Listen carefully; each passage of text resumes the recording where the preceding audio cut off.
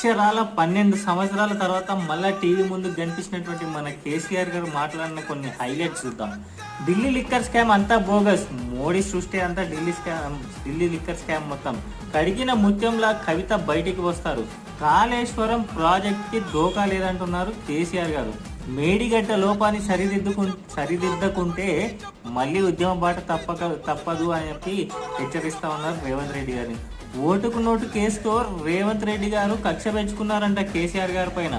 లోక్సభ ఎన్నికల్లో 8 నుంచి 12 సీట్లు గెలుస్తాం మేము పక్కా అని చెప్పి TV9 ఇంటర్వ్యూలో తెలిపారు ఆయన నిన్న. కాంగ్రెస్ శ్వేతపత్రాలన్నీ బోగసే అంట. రాష్ట్రంలో విద్యుత్ కోతలు ఎందుకున్నాయని చెప్పి ప్రశ్నించారు. మా పార్టీని వీడినోళ్ళు ఎప్పటికీ బాగుపడరు, వాళ్ళకి రాజకీయ సమాధి మిగులుతుందని చెప్పి హెచ్చరించారు. బీఆర్ఎస్ తిరిగి టీఆర్ఎస్గా మారదన్నారు. ఫోన్ ట్యాపింగ్తో నాకు సంబంధమే లేదని చెప్పి స్పష్టం చేశారు.